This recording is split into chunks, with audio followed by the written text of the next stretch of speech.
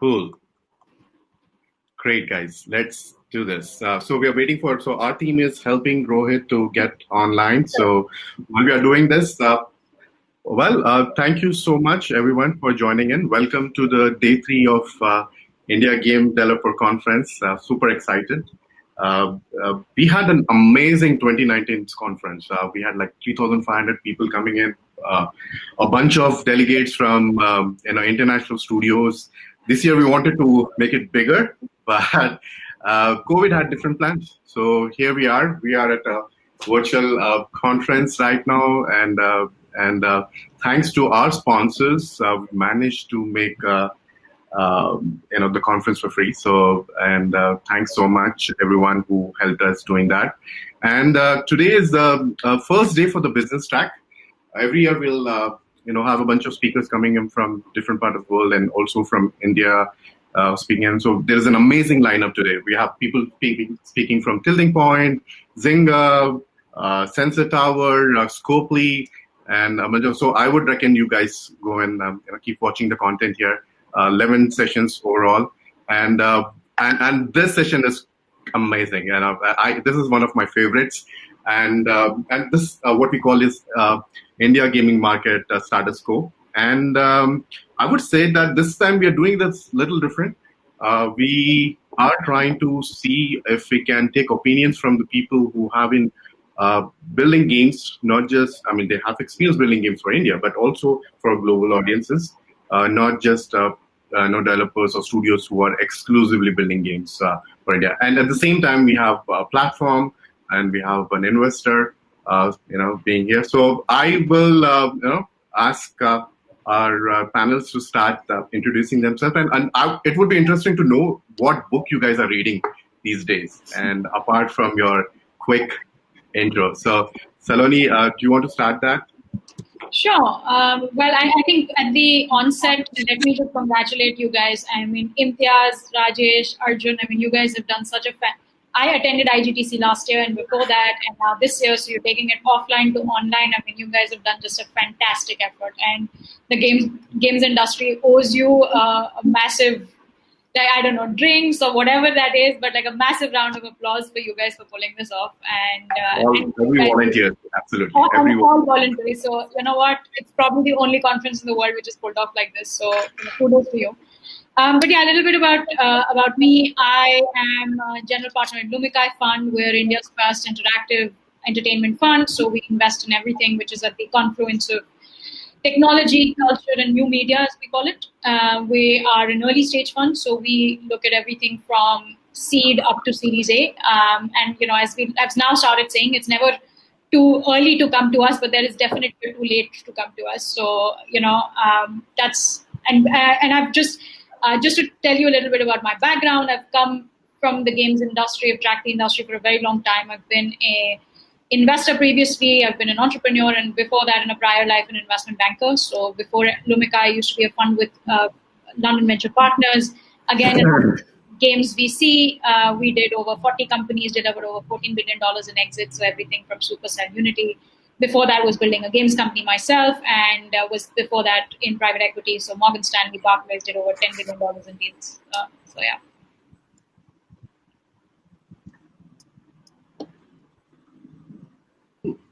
That's super cool, and looks like that's a pretty great resume, by the way. And the book that you're reading, anything that? A very interesting book. I'm actually reading a book called Blood and Oil. It's on Mohammed bin Salman, who's the Crown Prince of Saudi. So if you guys it's fascinating. The ascent of power is it's incredible. What a story. I will pick up that from the stand there. Cool, great. It looks like Rohit is back. Yeah. Rohit, do you want to give us a quick intro? And looks like we are getting a lot of thumbs up and love from the audience. Thanks so much, guys. Yeah. Thank you, Imtiaz. And again, congratulations to the whole team. I think in all these years at NGDC or in IGDC, this is the first time we are starting a session on time. Brilliant, and this setup could be awesome. So happy to be part of this again this year. Yeah, so I'm Rohit Bhat. I'm the founder and CEO of 99 Games. So we are a developer and publisher of games on mobile platform predominantly.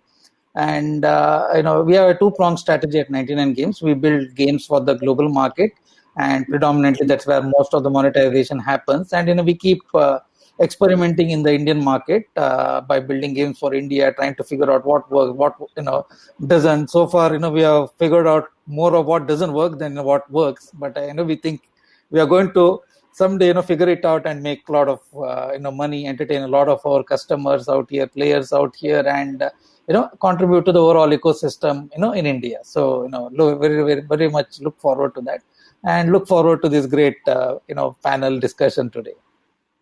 Great, Rohit. And anything exciting that you're reading these days? Oh, I'm reading a book called Hooked for the third time.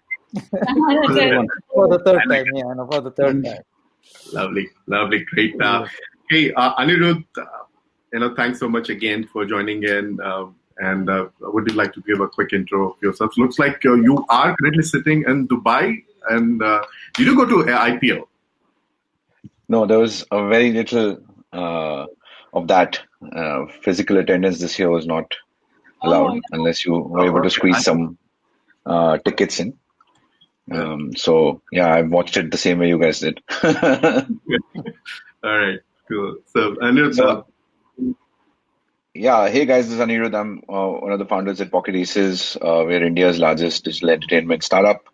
And specifically here to talk about Loco, which is now India's largest homegrown game streaming platform. And, I think the lockdown and doing all this live streaming, we've seen that growth this year. So really excited to talk about it. And I've been reading tons of books. Actually, I have a bad habit of starting books and not finishing them.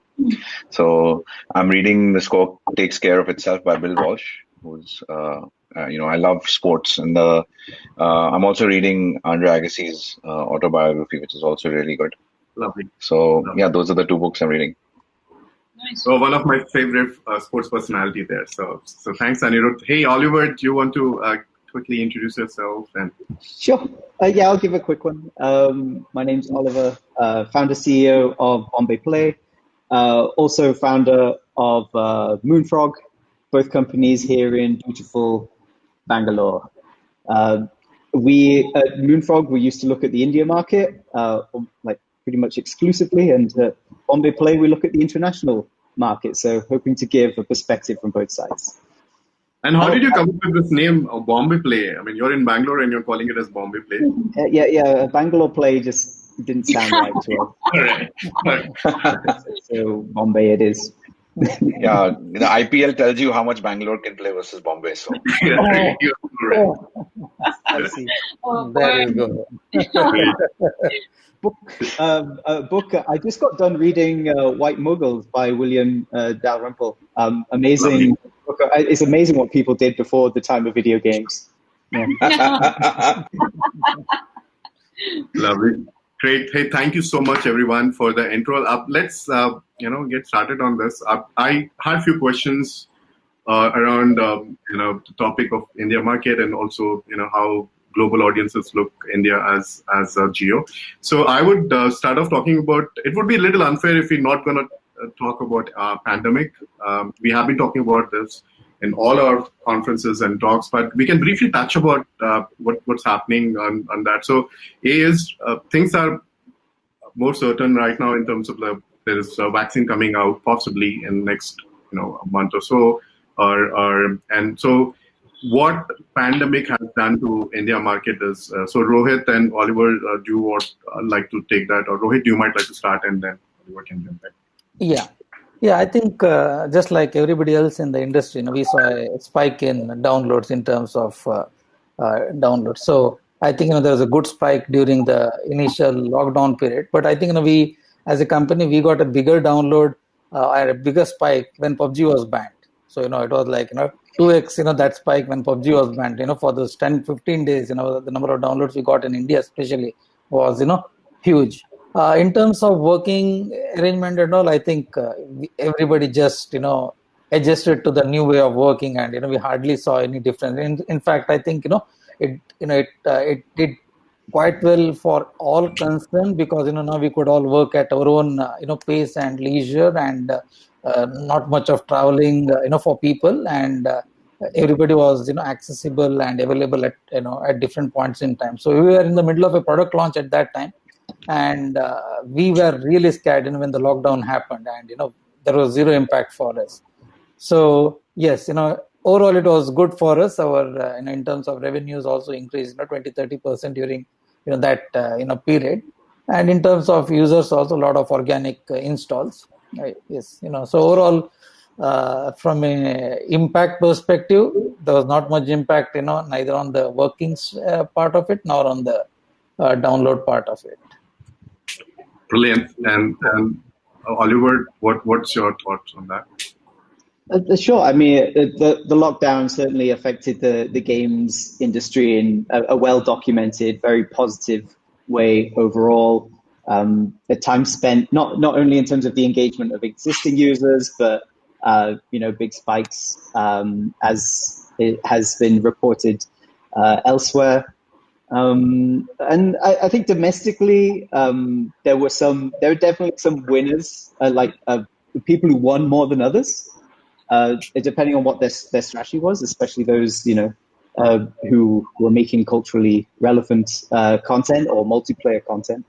But also a few losers in gaming as well.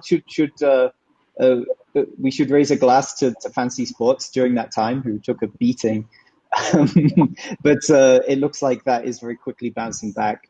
But I think overall in the industry, people are comparing like how a company did in Q1 versus how they're doing in Q3, and kind of ignoring the part in the middle, which was a bit bonkers. In order to judge like how well a company has actually done controlling for the for the pandemic. Good. That's a great insight. Yeah, sorry. As for production, sorry. Bangalore, like everyone started work a lot earlier now because there's now no traffic. Like everyone works from home. We used to start around 10. Now we're starting at like 8 or 9 because of we used to have like this hour-long commute, which has now disappeared. But it took some getting used to, of course. Adjusting to working from home and taking care of basic needs, and a lot of people are now living with their families. So the productivity has been slightly affected in that way. Great. Thanks, Oliver. And Anirudh, I have a very different question. Like, pandemic has impacted many industries, but gaming was obviously a positive for us, right? And I would like to understand from a streaming standpoint. You have Loco as a platform, and what changes did you see? I also somehow have a feeling that, or maybe it's a question: would people will start watching the streaming content more than game streaming content more than possibly Netflix or Prime? Do you see that coming? Yeah, I think the lockdown did a few things, right? One, obviously, gaming became more mainstream, so now your parents also know what PUBG is. So I think that's a big change because it's become more pop culture than ever before. And live streaming, right? We're doing this over live streaming. People are doing birthday parties over live streaming. So streaming yourself became more mainstream. And I think that desire to meet other people and having authentic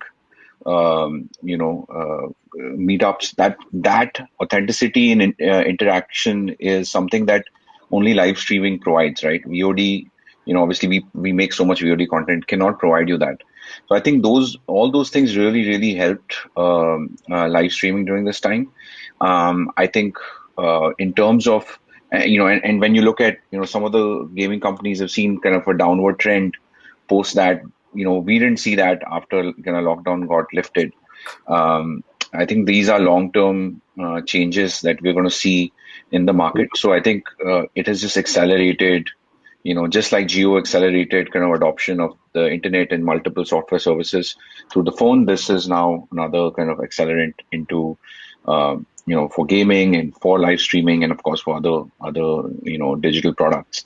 And I think the other thing is that because of the way, because people were online all the time, streamers started streaming a lot. So people were just playing non-stop. So I think that obviously the entertainment available was huge. And I think when you look at Netflix is a good comparison in my view because live streaming is authentic long form interaction. Netflix is highly produced long form, so they're actually on the opposite ends of the spectrum a little bit. So I would say in terms of time spent, I mean, we're going to see that in the West, it's already rivaling Netflix, right? And you're going to see that in India as well, as more content creators come online, as more games become popular, games of the sort that can be watched become more popular amongst players, gamers. So I think we're not there yet, but we will be there pretty soon. And when I'm saying Netflix, I include other OTT platforms. Pretty good, yeah. I mean, I have been watching some of the content on Loco. Seems to be pretty good there. So congratulations on that. Thank you. Salone, I would like to hear from an investor. Obviously, pandemic was so unplanned. I mean, it was very uncertain, right? And how did investors reacted to it? And you actually announced a fund during pandemic, and so would like to hear your take on that. Yeah, I mean, it was an interesting experience to announce a fund during COVID where all our meetings were done on Zoom and that's how we raised our money. Look, I think there were three very interesting trends. The first and foremost is that, for those of us who come from the games industry, this was not unprecedented.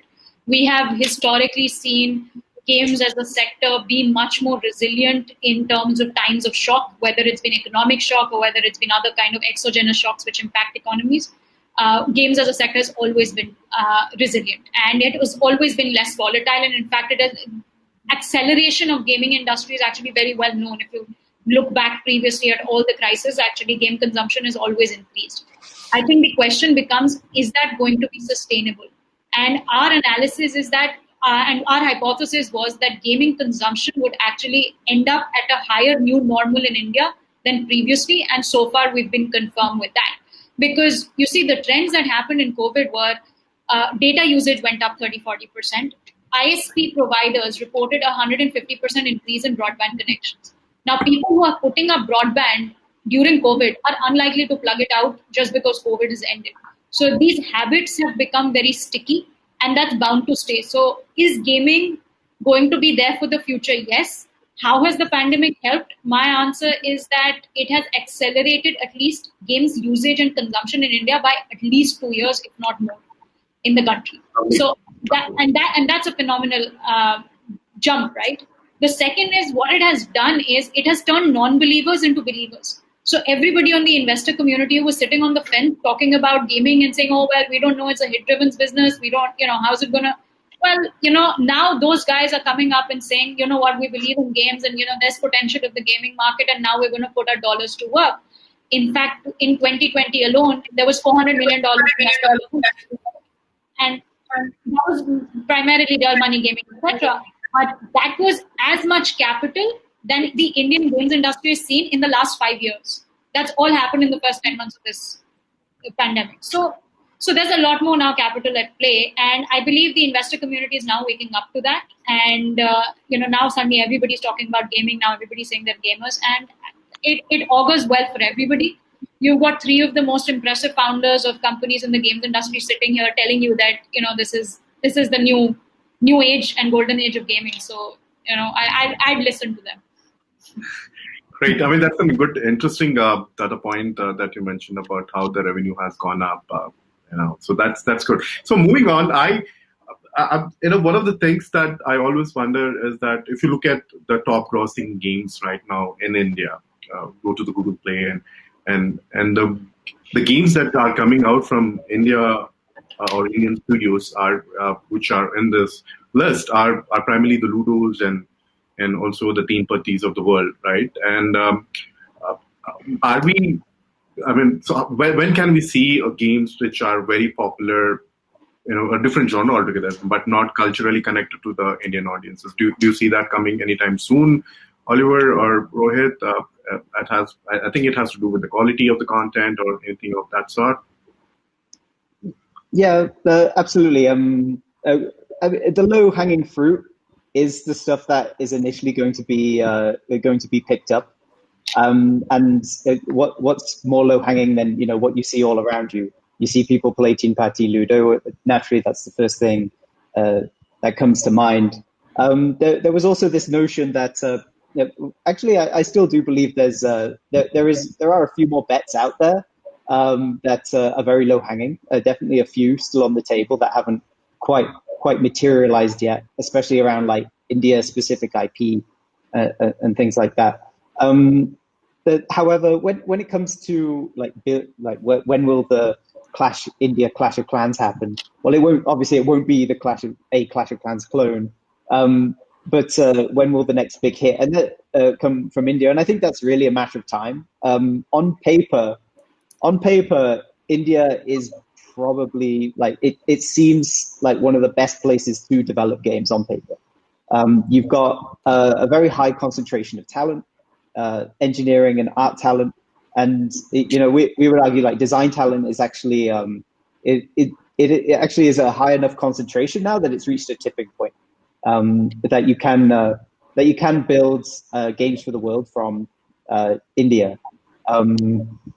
So really, it's maybe with the amount of capital as well that's entered the market. I think we're running out of excuses. Why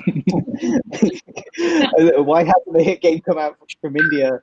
Maybe you should be asking Rohit and myself. When's it coming out?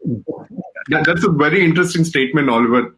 On the paper, that's what it looks like, and India is possibly the best place to develop the games.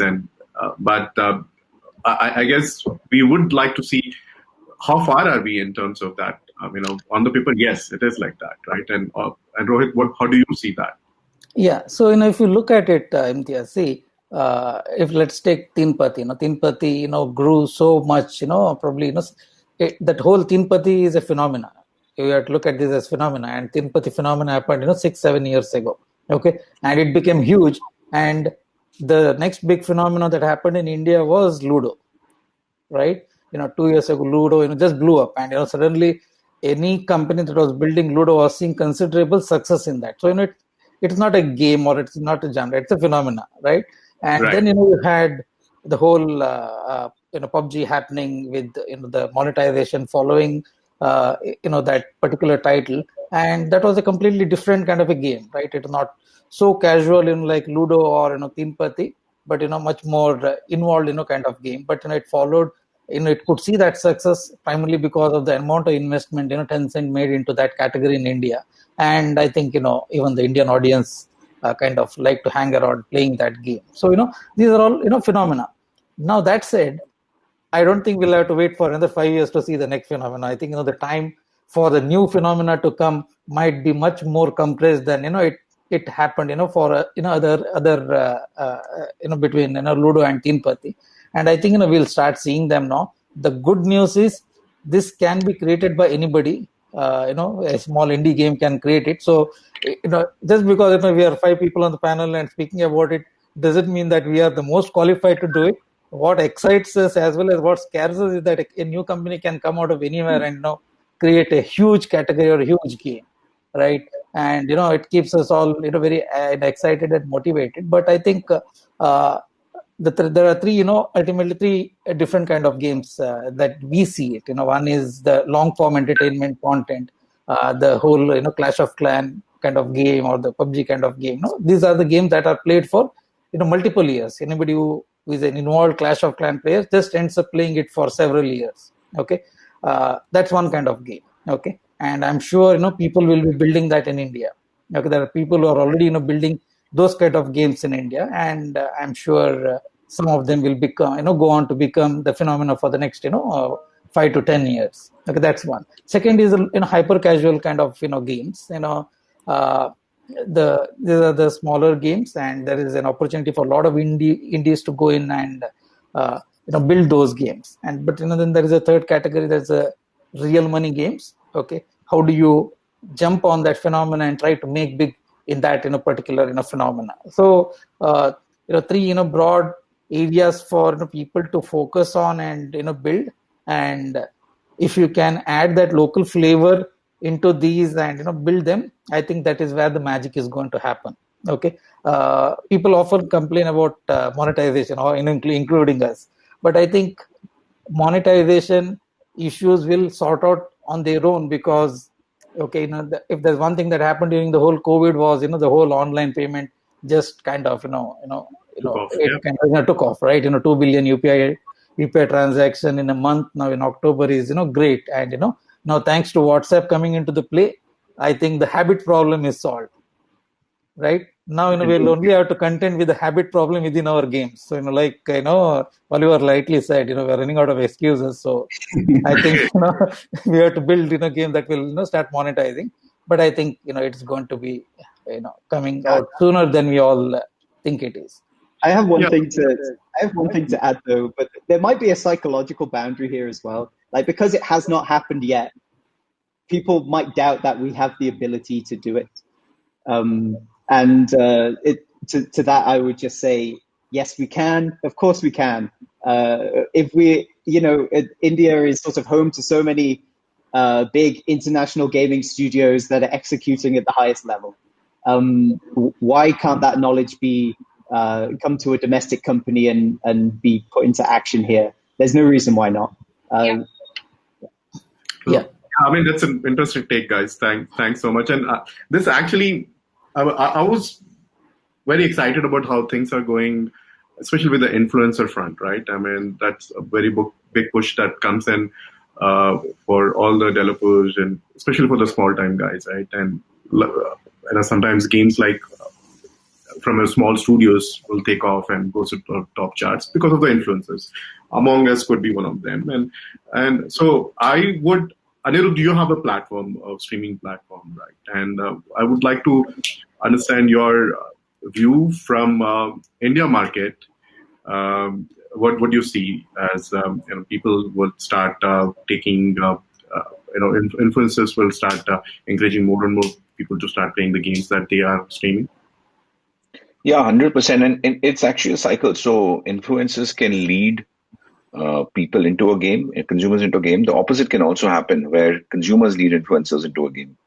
So when I look at Among Us, right, I would say after the government of India order on PUBG, the most influencers were a little confused because some have loyalties to the game, and Rohit rightly said some have spent years perfecting their art. So there was a lot of fear and apprehension. A lot of those guys went towards Valorant, or they went towards Free Fire or Call of Duty. But interestingly, on our platform, the best retention of users is for Among Us, right? Among Us viewers are the best in many ways. So, and it came out of nowhere. Like, we were just seeing it one day, and it's not the top of the charts in terms of watch time yet. But so I think that there is 100%, the influencers and the streamers know that, they control that mind space. And I think you're also seeing the rise of the casual sort of lifestyle streamer, as I call it, right? So, we have something on Loco called Gaming Hour, where we just have, 3-4 influencers just chatting with each other. And actually, Netflix recently copied that format. And, I always say if someone copies us, that's a good thing. Tells us it's working and catching, the trend. So, they were playing Ludo, for example, right? So I think you're going to see, like Rohit mentioned, there are different classes of games. You're going to see influencers and streamers and competitive gamers rise up in different forms of those games. And if it's a simple, fun game, then that can do well as well. And now you're seeing games like chess do well as well, which again, it's, Queen's Gambit has come out at the right time. It's providing the right pop culture moment. Online streamers are playing it. And I think the old, the stereotype of the gamer being, someone who's just, a 15-year-old boy and just, hidden away from the world. That doesn't apply to India, right? We don't have consoles. Our influencers are promoting chess, right? Where else does that happen, right? Some people are playing Ludo. So I think you're seeing different classes of games. And of course, the, Battle Royale games are doing well. And interestingly, we're also seeing, some of our streamers give us a really, I think, again, only in India viewpoint, because PC gaming, for example, is not big, because obviously there are not so many PC viewers. But some of the PC gamers have audiences because people are like, I can't afford that game, so I can kind of play with you. So this is, reminds me of when I was a kid in Delhi and you'd go to the arcade and you just stand with your friend. I mean, he would pay for it, but you would kind of see how he's playing Mario or Contra when you were kids, and you would kind of egg him on to do well.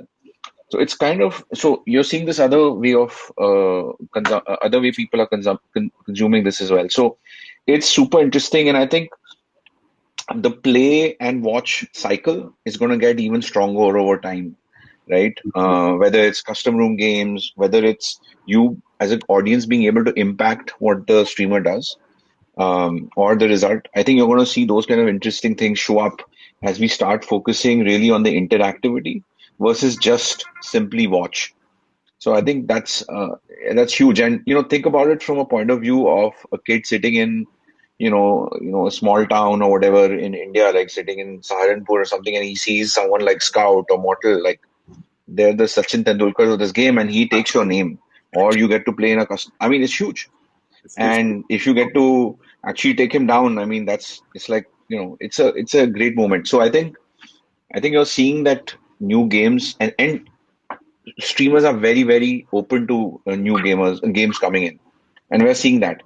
And it's very similar to how, in the content world, if someone came to you and said, let's do a collab, you would do it for free, just as a thing. But if an advertiser came to you, you wouldn't, right?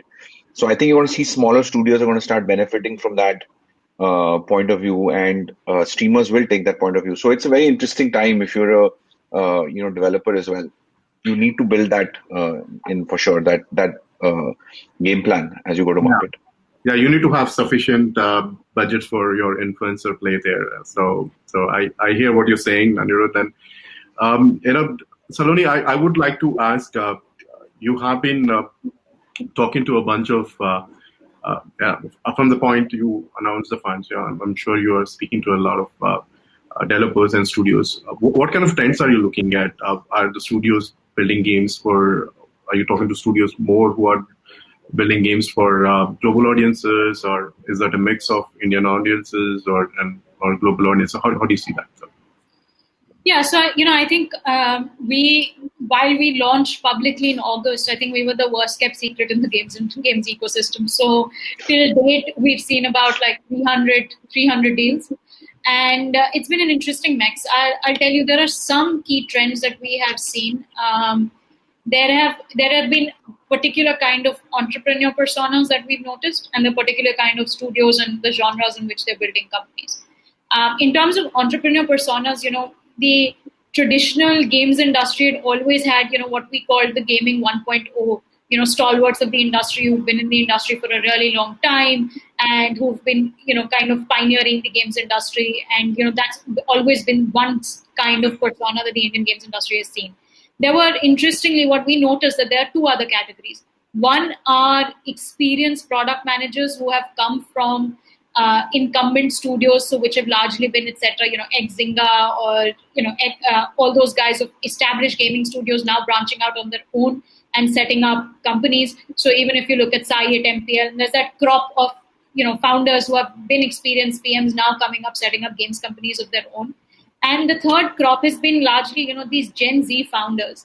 These are very interesting founders who are coming, who are mobile first, who are digital natives, who've grown up playing Clash of Clans games, and now they are embarking on their journeys of building for game studios. And that's very interesting because they have a very inherent understanding of game design and social mechanics, something that the previous two generations probably had to learn and acquire. And that's something they inherently have an understanding for, and they're taking some very interesting bets, which are not just about India first strategies, but also global first strategies, and that's very interesting to see. And when we talk about talent, every ecosystem, whether you see every developing ecosystem for gaming, has always emerged from these kind of clusters. And that's how games entrepreneurs start to develop. And that's definitely early signs of trends that we're seeing here. In terms of genres that we see, I think I would say we look across the interactive spectrum. So we look at everything from content, we look at platforms, tools, techs, and infrastructure plays. Nearly 70% of our deal flow has been content plays.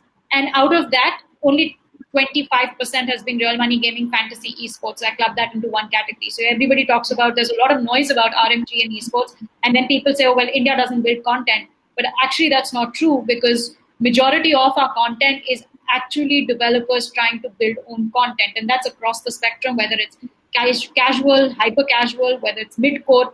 Now we are seeing that depth in the market come. There are people who are taking bets. And I think traditionally what has happened is that developers have been hamstrung, right? There wasn't ample capital, so there wasn't risk appetite. So then they had to take short-term bets, which is either go to publishers or just build low-hanging fruit or just build me-too products. That's slowly starting to change. And now we're seeing, people keep those bold bets and, diversify into other genres. And that's very interesting. I think what most founders underestimate is that capital in gaming is only one of their problems. They have to solve for other things, especially in gaming. They need the right partners, they need the right strategic help, they need the right publishers, they need the right talent, because capital will only get you so far.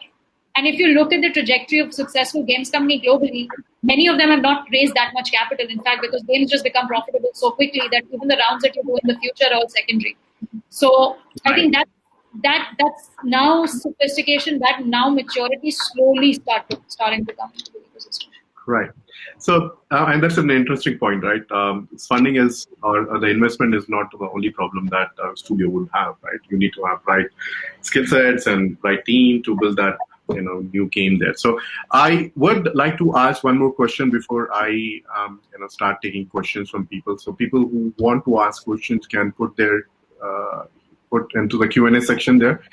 And so what can be done? This goes to everyone, by the way. Rohit and everyone, what can be done to support the ecosystem here in India?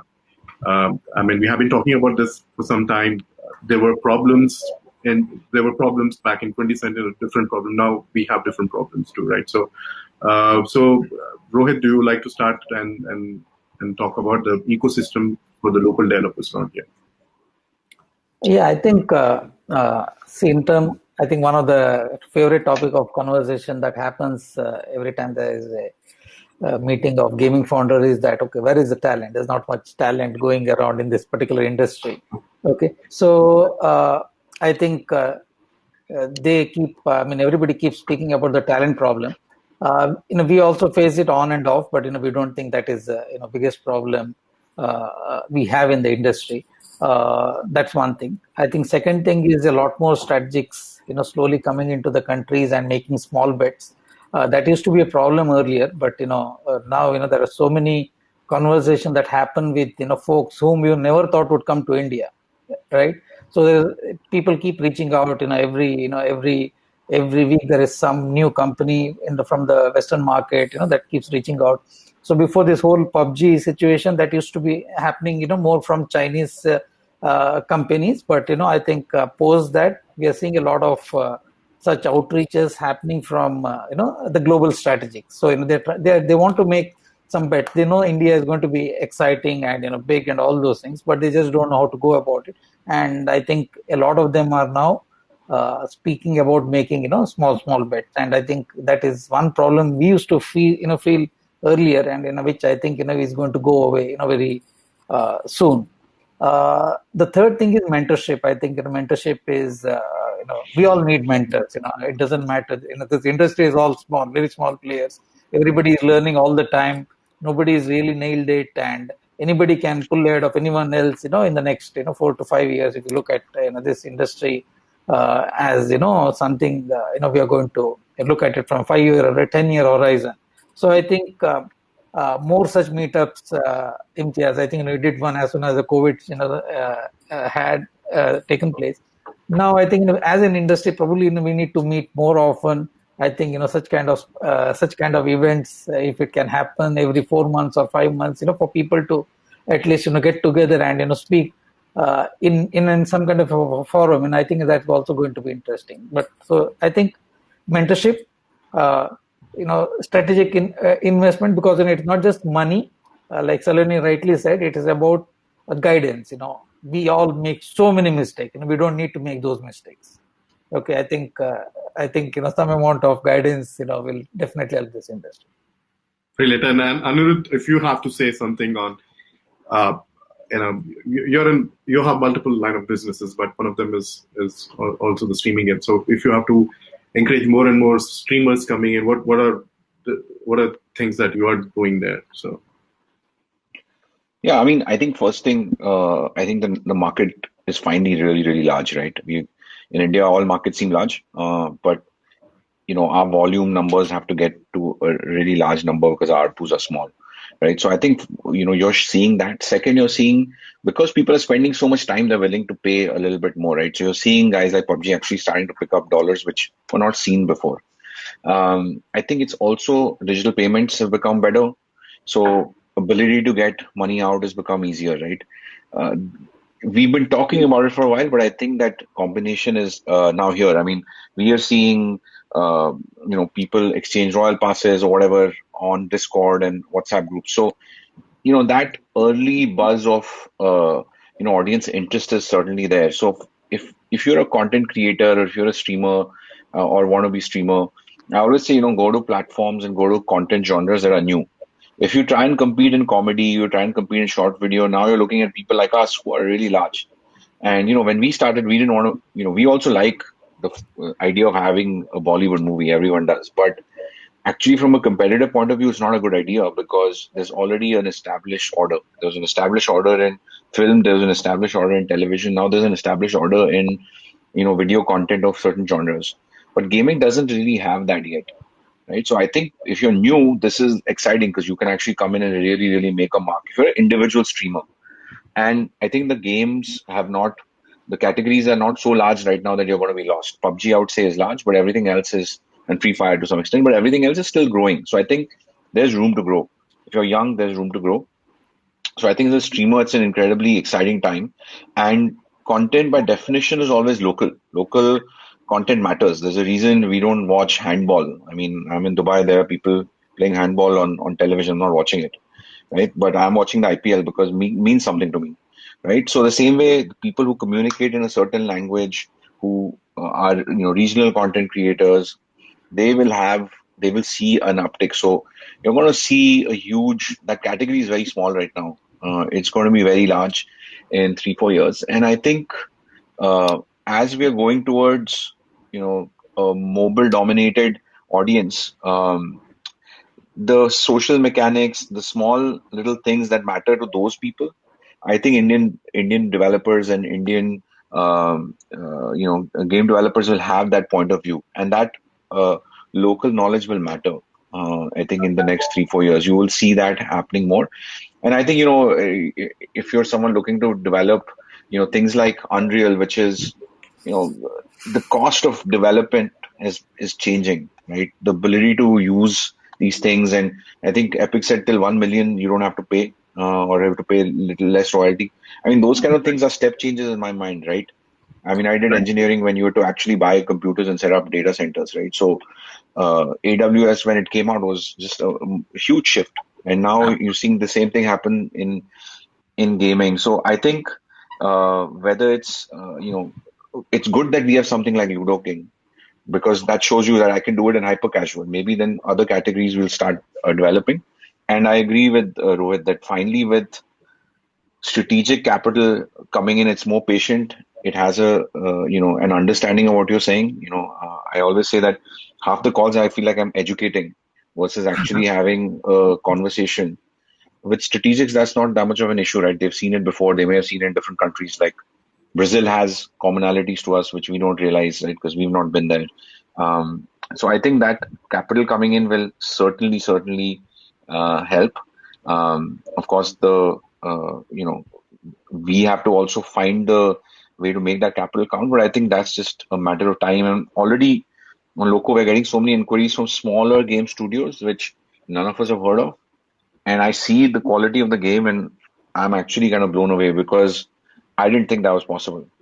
But you'll be shocked at the kind of people who are developing this, and they're not big name guys. They're from small towns. Like they have not worked at Zynga, or they've not worked at.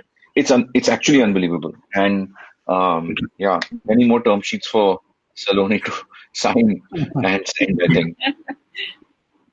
Right, and Salone, do you have any comment on how we can support the ecosystem now that you have talked to so many developers, right? So Yeah, I think this was largely the reason, and the a large part of the reason behind setting up Lumikai was to provide that support, that mentorship. I mean, typically, whenever we're talking to founders, I think the advantage is we get in pretty deep with founders, so we don't need the education initially that founders have to give to other investors. We typically get very deep into the genre, and where we know the global competitors, and we know three other people in other markets or even in the country building the same thing. So I think those conversations become easier for founders to have.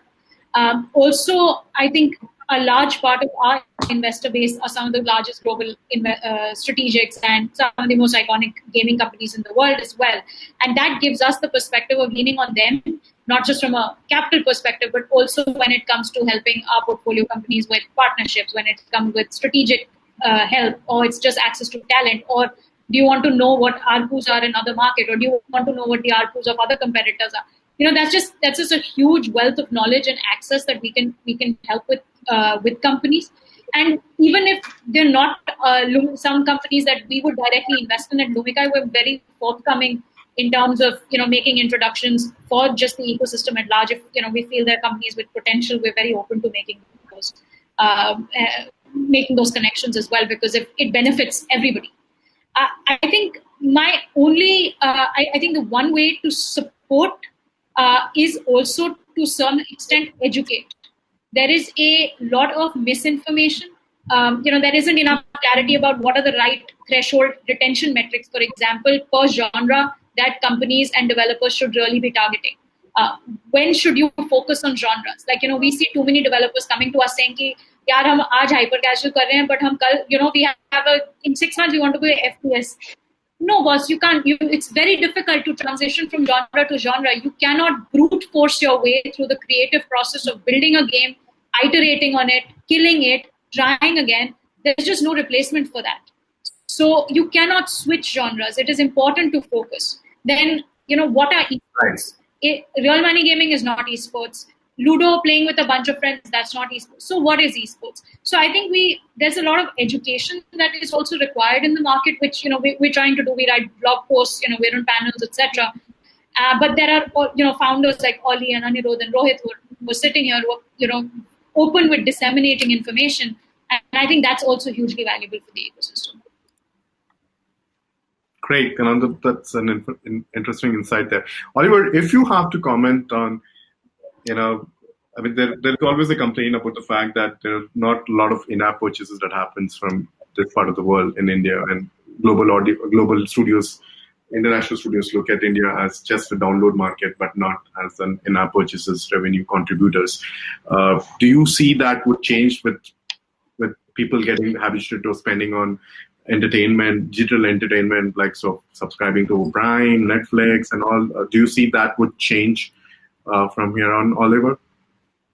The easy answer here is yes, but I'm going to be a bit cheeky and I'd be a bit contrarian. So I think a percentage of somebody's income that gets spent on entertainment kind of remains constant.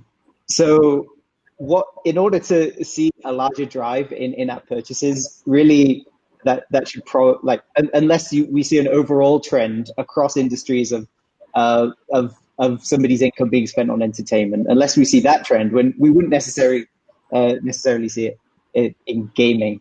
That being said, yes, lots of attempts have been made.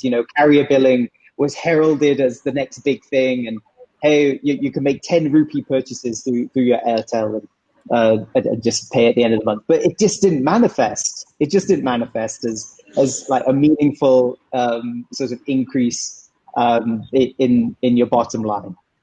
So really, what we're waiting for is the average. Maybe it's the average income that needs to increase before we see more in-app purchases happen from India. But that's just one view here. I know there are many people who would say to the contrary. And yeah, of course, we are seeing more and more people spend their free money on digital entertainment going forward. I think I have a slightly contrary view to Ollie on this. so we have obviously we a lot of our strategics and we know a lot of global strategics who are all now looking at the India market. I think there have been three things that have happened. Uh, India now is emerging is one of the top 10 grossing markets for some of these global strategics in revenue. Interesting. That's never happened before. And this is why a lot of these strategics are now looking out and scouting the India market. And so it's not in isolation that now you've got a lot of strategics now eyeing the India market. There is a connection to it. At Google, India's ad mob revenue towards gaming was the fastest growing, beating US and China. So we know this. We know conversion of paying users is ticking up. Now ARPUs are ticking up. Now again, you have to take this with a pinch of salt because these statistics are from a very small base. But there is a secular upward trend. Are we going to be at China tomorrow? Definitely not. This market is going to still take 3 to 5 years to incubate. But the early signs of a market being at inflection point we're seeing that. But it will take time. There's no doubt about it. So I don't think I disagree with Ollie's point of view that once average incomes increase and disposable income increases, this will be that trigger. But there's definitely an uptick. There's definitely uptick. Give me a second. I'll just try and defend myself here once. But when you have a market with year on year 40 to 60% increase in downloads, then it will it will increase on the grossing chart as well. Yeah, I have a viewpoint on this, which is I feel that entertainment in India is a need and a basic need, and people have been paying for it. We just have not figured out a way to get them to pay, right? So this sachet pricing, etc. And the last generation did not view entertainment as gaming as a mainline entertainment format, I would say, right? The generation in the 2000s, right, who had the wallet. I think you're going to see that changing. So when you look at, I'm speaking to advertisers day in, day out, right? And advertisers just did not care about gaming like 2-3 years back. That's changed tremendously. And I think you're going to see, when you look at the television budget, which you can think of, or, as an entertainment budget of India, whether it's coming from advertisers or whether it's coming from consumers, because there's a subscription element to it and an advertising element to it. I think we have to think of ourselves as an entertainment business and see how to mirror that and take that spend away. And I think that, earlier that was not happening. Like literally you could not get any sort of advertiser to do anything. And they were just like, yeah, okay, just take it out of my innovation budget, right? Which is 5% or whatever. And there you were competing with people like us where, we were, providing better engagement and things that they understood better, I would say. I think that's changing now. And when the Prime Minister himself talks about PUBG and then it's in the headlines, like everyone knows. I think it's not a sexy thing to say, but like ultimately these things, the decisions that these advertisers are making are based on their own experience, day-to-day experience. And the kids on their team are finally playing PUBG and that kid is the decision maker, things change. And we've seen it happen in digital video, right? If I told you, in 2015, it was so hard to sell anything. Today we've outscaled, for all the, buzz on so many businesses. I look at our top line and I look at the top line of some of the fintech businesses. And it's not comparable, right? You can make up any number, GPV, GTV, 1,000 numbers on top. If you're not able to get into free cash flow, your company is not really worth anything, right? And I think that if we are able to translate that into dollars, I think, and that change is coming. I think whether we succeed or some of the other guys succeed in doing that, someone will succeed in the next 3-4 years, I feel. You're so right. I mean, the guys who are playing PUBG now, 10 years old, when they become the decision maker of the purchase, I think that habit gonna come. Not 10-year-old. My head of sales plays PUBG. He's very good. So I briefly lost him. No, I said my head of sales for our content business is the biggest PUBG player.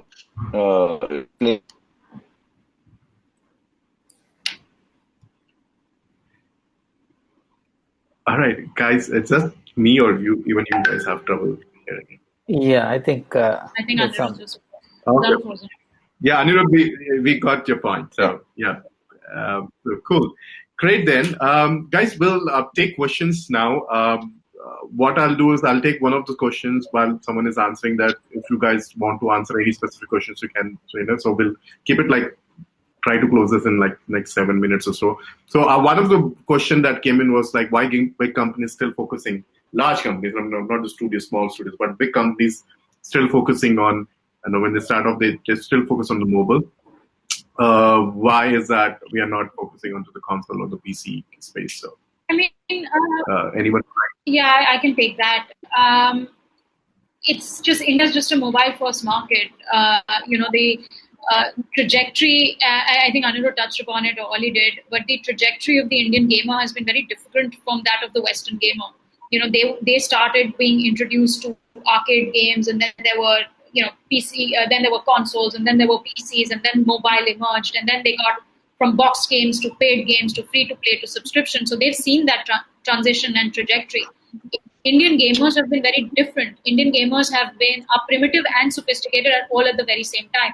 They've been introduced to social media, to video chat, to gaming, to game streaming, to audio chat, all at the very same time. And they're largely first-time mobile users and also first-time gamers. So the digital sociology of Indian gamers is very different, and it's just a mobile-first market. Even in esports, it's a mobile-first esports market, which is very different from that of the Western markets. Again, even if you speak to Western developers and IP holders and game publishers, they find it very astonishing that India is a mobile-first esports market, because they're like, oh, how do you play Call of Duty on mobile? And they just can't fathom it. But this is something that's a very India phenomenon. So it's just market, just a market phenomenon. Yeah, moving on to the other questions. So I had this in my list of questions, but because of the time I could not. But now that it's been asked, so with the other app stores coming out, likes of Paytm announced their own app store, and so how this would impact the industry? Who would like to take this up? Yeah, I can take it up. So I think more distribution points are always welcome. Right now, I think there's too much of monopoly in terms of distribution, be it in Google or App Store.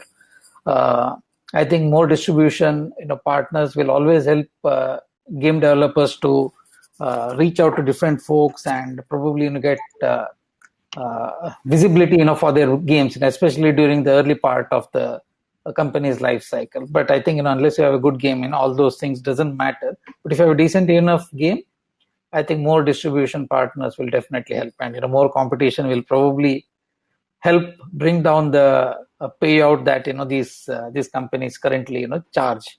Right? Apple yesterday announced a good decision. They said for smaller businesses 15% commission rate, and it's a good thing for small developers. I think it's great. Yeah, absolutely. For small developers, not studios like 99 Games, for sure. So, so Oliver, do you like to take any questions? You have been answering some of them, but do you want to answer any of the questions that has been put in there? I mean, I can try and address the alternate app stores question. Like, on one hand, yes, it's great for if you're a local developer and you're finding the Play Store very competitive. Maybe getting on these platforms sooner would give you sort of this first mover advantage, give you more exposure, give you a place that maybe the big international players are not looking at. But at the same time, I somewhat hope that India doesn't become too much of a fractured market. I think one example of that is China, wherein it's actually become a really big challenge to publish in China, just due to the who do you publish with? What kind of deal do you have? Do you get the right exposure with them? I hope that India doesn't become a difficult market at the same time. From a developer point of view as well, like, it takes time to port from one platform to another. So if it's a good platform that sort of supports easy porting, we don't have to integrate too deeply with, has great rich features like notifications, social graph, all these things that are important to developers today, then great. If not, then I'm skeptical. Yeah. I'll just add as well. Ollie's so right on this. Liquidity of platforms is super critical. This is a zero-sum game. We've seen that eventually all these distribution platforms eventually end up coalescing around one or two. And fragmentation is just, it's never good, especially on that side, because it's just very hard to have enough liquidity. Lovely. And Anirudh, do you like to pick any question that has been asked there? Yeah, I think there's a question on real money gaming, and how we see that developing. It's a really, really interesting, I think one of the most interesting questions of our time, I think, because it will actually all depend on how governments view it. Because in some parts of the world, governments are running out of revenue, so they look at this as a revenue source. But I think the danger in India and this, it's not draconian. There is some logic to it where let's say a state government is banning certain real money games is because we're not a rich country, and you don't want to see poor people gambling away their money and the founder of that company showing up in Bad Boy Billionaire season 3, right? So, right, I think as we're building these companies, we have to be a bit aware of these things and politically, if that catches momentum, it's going to be extremely hard for any real money gaming guy to say, no, this is a game of skill or whatever, right? As you know, with politics, when things happen, rationality goes out of the window. So I think it's a really interesting space, and it's the right space for hedge funds to come in because it's all about playing the odds there. I think obviously it's amazing the kind of business we're seeing, but it plays on the edge of the law, and I think anyone who's building or participating just has to know that and accept that that's par for the course. And if you feel your government is running out of revenue and will look at a revenue source, you will probably see them promoting it, as you're starting to see in the US in certain states. India, and I'm not super close to the government, but who knows, right? So that's the big danger. But it's interesting to see fantasy companies sponsoring the Indian team and the IPL, and we would have laughed about it in 1990 when we said that the match fixers and the betting markets are sponsoring games in Sharjah. Well, 20 years later, you see what's happening. It's interesting. If you look at IPL sponsorship over the years, you'll see the complete correlation between the industry and trend at that point of time and the sponsor. You had DLFs when real estate was big. Then you had the mobile phones, Oppo, Vivo, all of those. And now guess what? It's Dream 11 and MPL. So everybody knows gaming is mainstream now. It's an interesting trajectory. We made it. Great. Next is Bombay Play. Yeah. Yeah, you never know. It might happen. So absolutely. Bombay Play and Pocket is the 99 games. Great, guys. Thank you so much. Salone, Rohit, Anirudh, Oliver, thank you so much for joining in. Everyone who is watching this stream, thank you so much for coming in. I think we were not able to answer all the questions. But again, this is, for the industry, by the industry event. There are like 40 volunteers from almost like 26 companies or so working together to organize this event. And so thank you so much, and keep watching this content and this stream. You have next talk coming in from Google. So please continue there. We can move to the backstage, guys. Thank you so much. Awesome. Thank you, guys. Thank you, everyone. Thanks, everyone. Bye.